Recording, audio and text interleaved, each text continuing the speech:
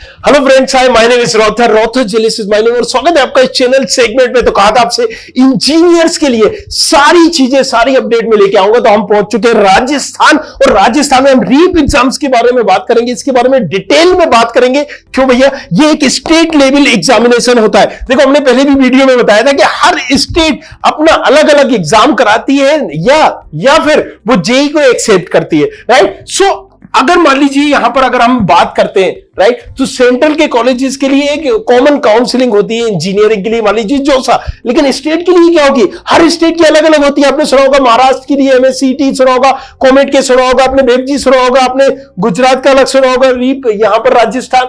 तो अलग अलग है। यूपी की यूपीएसडब्ल्यू हो गया। सो इसी के बारे में आज हम बात करेंगे। राजस्थान इंजीनियरिंग एडमिशन प्रोसेस, नाम ही से समझ में आ रहा है, रीप मतलब राजस्थान इंजीनियरिंग एडमिशन प्रोसेस। किसके बारे में करवाता है? राजस्थान टेक्निकल यूनिवर्सिटी आरटीयू के बारे में कराता है। कौन कराता है? कंडक्टिव बॉडी क्या है? एक तरह से आप यहां पर समझ सकते हो सीईजी है। अब यहां पर देख लो, इंजीनियरिंग के लिए ये कहीं ना कहीं एग्जाम होता है। सारे इंजीनियरिंग के साथ अदर भी कोर्सेज होते हैं, लेकिन हम बात कर रहे हैं चूंकि इंजीनियरिंग की। तो राजस्थान में जितने भी कॉलेजेस यूनिवर्सिटीज है, उनमें एडमिशन लेने के लिए एक यहां पर जो काउंसलिंग होगी, उसने क्या कर रखा है कि रीप का एग्जाम दो। रीप में तुम्हारी जो रैंक आएगी, उसके बिहाफ में, उसके बेस पर तुम्हें क्या मिलेगा? अलग अलग कॉलेजेस में, अलग अलग ब्रांच में तुम अप्लाई कर सकते हो, और तुम्हें उसको प्रेफरेंस उस हिसाब से दिया जाएगा। अब यहां पर एक्सेप्ट क्या है? Bits Pilani merit. क्योंकि भैया ये क्या है? बिट्स पिलानी कैसे मिलेगा? बिट्स पिलानी तो अलग है ना, बिट्स सेट से मिलता है। याद करो, मैंने आपको बताया था बिट्स सेट से मिलेगा ना ये, क्योंकि ये क्या है? बिट्स सेट है, BITS Hyderabad, BITS Goa, right. So BITSAT भी बड़ा धांसू एग्जाम होता है। कई आईआईटीज एनआईटीज को मात कर देता है, मतलब इसको हल्के में नहीं लेना। और ये क्या है? ये एनआईटी है, राइट। ये एनआईटी, तो एनआईटी कैसे मिलेगा? एनआईटी मिलेगा जेईई मेंस के थ्रू। तो जेईई मेंस के थ्रू जब हमें मिलेगा, तो यहां पर हमें क्या देना होगा? जेईई मेंस एग्जाम देना होगा। सो अब अगर आपका प्लान है राजस्थान में ही हो, लेकिन तुम्हें ये कॉलेज चाहिए, तो तुम्हें जेईई मेन भी देना पड़ेगा, रीप भी देना पड़ेगा। समझिए यहां पर, राइट। सो ये कंफ्यूजन नहीं होना है यहां पर। सो एक चीज अब तो यहां क्लियर हो गई कि भाई साहब, रीप देने से ही काम नहीं चलेगा। रीप में आपको राजस्थान के जो कॉलेजेस है, गवर्नमेंट और प्राइवेट, वो मिलेंगे।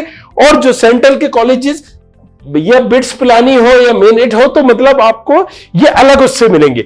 अब यहां पर अगर हम बिट्स पिलानी, मेनेट और गवर्नमेंट कॉलेजेस की बात करें, तो आपको मिला जुला के 3 एग्जामिनेशन देना पड़ रहा है। एक तो भैया बिट सेट हो गया, दूसरा आपका जेईई मेंस हो गया, तीसरा रीप हो गया। इसीलिए मैं कहता हूं 3-3, 4-4 एग्जामिनेशन देना चाहिए। अच्छी बात है, उसमें कोई बुरी बात नहीं है। कई बार उड़की भी लग जाती है, राइट, तुक्का लग गया, मतलब जय माता दी कर करके, राइट। से एमसीक्यू जो होते हैं ना, वो मतलब आप देना चाहिए यार, बस फीस ही तो लग रही है एक्स्ट्रा। और आजकल तो कई सेंटर आपको नियर बाय मिल जाते हैं या ऑनलाइन हो जाता है। अगर हम बात करें, ओवरव्यू देखें इसको, REAP Rajasthan engineering admission process की, राजस्थान टेक्निकल यूनिवर्सिटी ये कंडक्टेड बॉडी है। इसका एग्जाम लेवल क्या है? यूजी लेवल पर। मतलब आप ऐसे बच्चे जो ग्रेजुएशन करना चाहते हैं, उनके लिए ये होता है। 1 साल में एक ही बार होता है एग्जाम, बोर्ड ऑफलाइन होता है। काउंसलिंग ओनली जो होती है वो ऑनलाइन हो जाती है, राइट। लैंग्वेज की अगर हम बात करें, इंग्लिश और हिंदी दोनों लैंग्वेज में होता है, क्योंकि राजस्थान में एक हिंदी चलती है, वहां पर एक डेडिकेटेड लैंग्वेज नहीं है। नहीं तो आपने देखा होगा महाराष्ट्र में मराठी में भी होता है, गुजरात में गुजराती में भी होता है, राइट। वेबजी में वेस्ट बंगाल। सो अलग अलग है, ये समझना होगा आपको। इस पर भी हमने वीडियो बनाए हुए, अलग अलग स्टेट को कवर कर रहे हैं, हर एग्जाम को कवर कर रहे हैं, सारी काउंसलिंग को कवर करूंगा। हर काउंसलिंग की डेप्थ इंफॉर्मेशन आपको बताऊंगा, किस प्रोफाइल के हिसाब से किस तरीके से चॉइस फिलिंग करना है, फ्री ऑफ कॉस्ट बताऊंगा आपको। चलिए, एग्जाम पर्पस क्या है?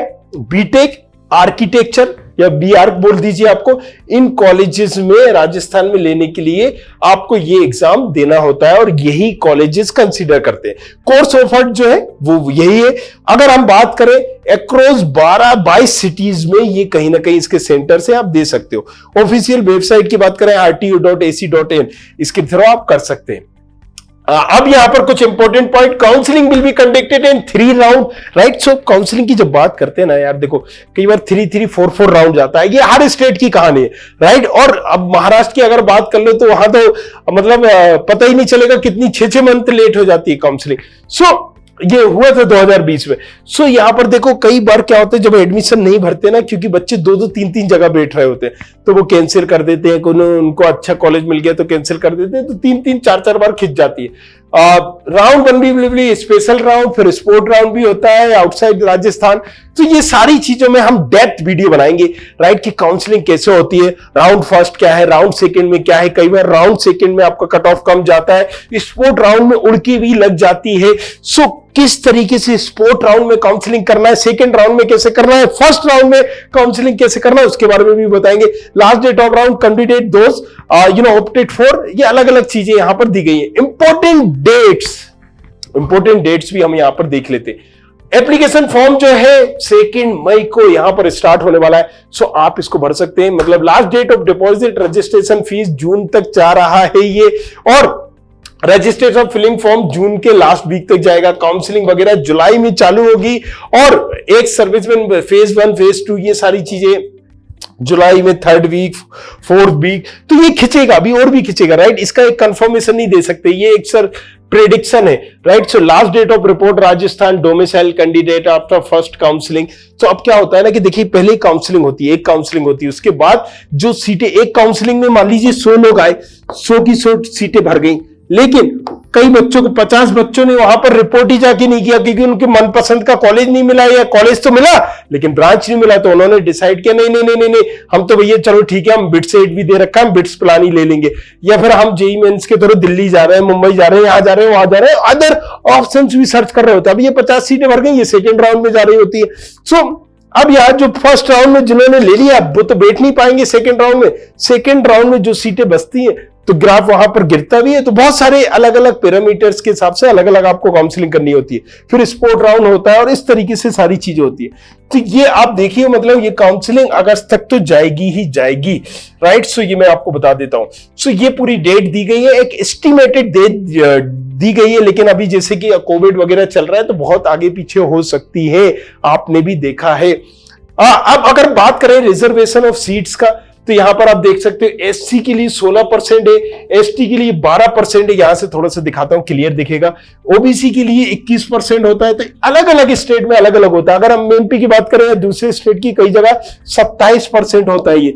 सो यहां पर ये 14% होता है, 7% होता है, लेकिन यहां 12% है, क्योंकि यहां पर तादाद ज्यादा है, राइट। सो अलग अलग जगहों पर अलग अलग होता है। एसटी ये ट्रिपल सब प्लान की अगर बात करें तो सीधी सी बात है 45% भी seats of prescribe, 12% ST quota. So ये आप सारी चीजें यहां पर पढ़ लेना, देख लेना। जैसे यहां पर हैंडीकैप वालों के लिए, डिसेबिलिटी के वाले के लिए 3% कोटा है, राइट। इसमें भी दिया गया 40% सीट्स ऑफ प्रिस्क्राइब और 12% एसटी कोटा के लिए अलग अलग दिया गया है कि किस तरीके से जो 12% में उसमें भी सब डिवाइड होगा।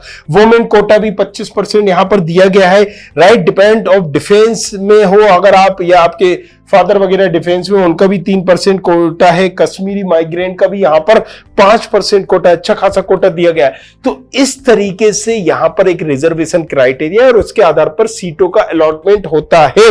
तो जिस कॉलेज में, जिस ब्रांच में, मान लीजिए आप कश्मीर माइग्रेंट, कश्मीरी हिंदू है, सो आप अगर उस ब्रांच में भर रहे हैं तो चांसेस ज्यादा हो जाते हैं। तो काउंसलिंग को समझना होगा, पहले यहां पर एक एक चीज को डेप्थ में समझना होगा, और मैं सारी चीजें आपको बताऊंगा। बस आपको सब्सक्राइब करके रखना है, पकड़ के रखना है। और रोथर के नाम से इंस्टाग्राम आईडी भी है, जाके अपने सवाल जवाब अगर कुछ हो तुम्हारे तो जाके पूछो, सब्सक्राइब फॉलो सरो कर लो, और क्या, राइट। चलो अगर हम एग्जामिनेशन फॉर्म की, एप्लीकेशन फॉर्म की बात करें तो फीस पेमेंट थ्रू आप अलग अलग मोड के थ्रू कर सकते हो।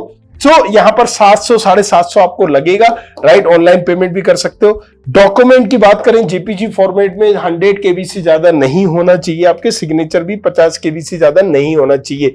एलिजिबिलिटी क्राइटेरिया की अगर हम बात करें तो जाहिर सी बात है यहां पर 45% आपका होना चाहिए, और फिजिक्स केमिस्ट्री मैथ कंपलसरी है। लेकिन अगर आप वहीं पर एससी में हो, एसटी में हो, ओबीसी में हो तो 40% भी कंसीडर कर लिया जाएगा। अच्छा, ये तो एलिजिबिलिटी क्राइटेरिया, मतलब अगर आपके 40% है तो आप एलिजिबल हो।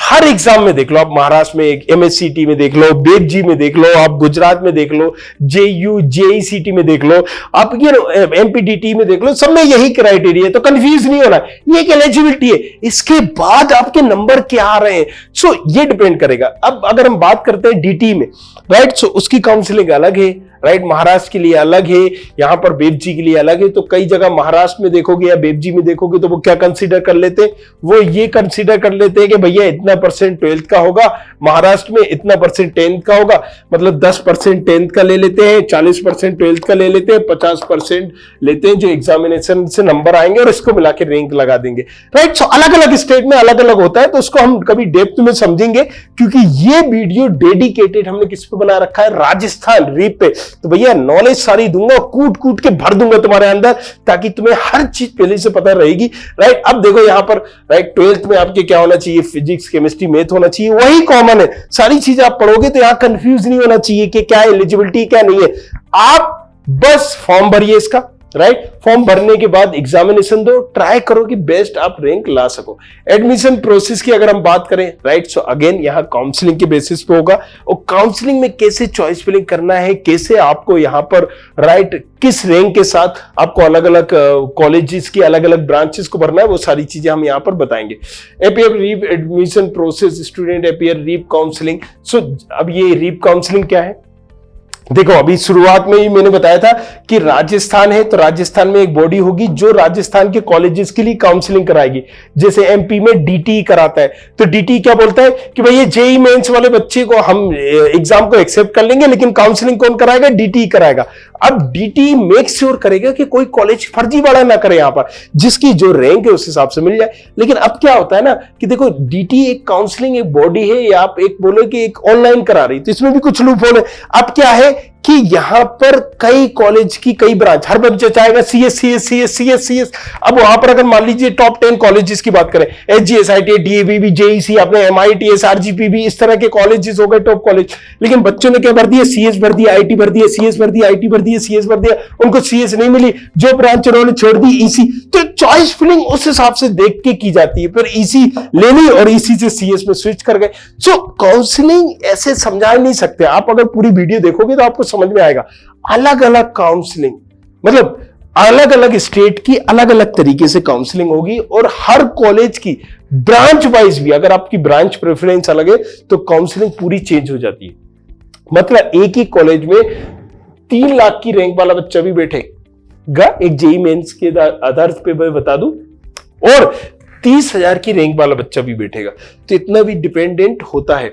डॉक्यूमेंट रिक्वायर की अगर हम बात करें तो आधार कार्ड, 12th की मार्कशीट, NTA स्कोर, अगर आप इस कैटेगरी में आते हो PWD सर्टिफिकेट, ये क्या है हैंडीकैप वगैरह के लिए, इनकम सर्टिफिकेट, डोमिसाइल। सो ये डिपेंड करता है कि अगर आप SC ST OBC में हो तो आपको कास्ट जाति भी लगेगी, राइट। JEE स्कोर कार्ड ये सबके लिए कॉमन है। रिजर्व कैटेगरी सर्टिफिकेट ये चाहिए होता है। सर्टिफिकेट फॉर एक्स सर्विसमैन, अगर आप हो, मेडिकल फिटनेस सर्टिफिकेट चाहिए होता है। आप इजीली कहीं से भी बना सकते हो, इतना उसको सीरियस नहीं लेना है। प्रोविजनल सीट अलॉटमेंट लेटर क्या आप यहां पर बना सकते हो, क्या होगा भैया, चेकअप होना है, हाई लेवल, मतलब कई बच्चों के क्वेश्चंस आते हैं, तो इस पे भी मैं वीडियो बना दूंगा। Undertaking by OBC SC ST, right, total fees deposit at the institute. So ये सारी प्रोसेस है जो आपको करना पड़ेगी।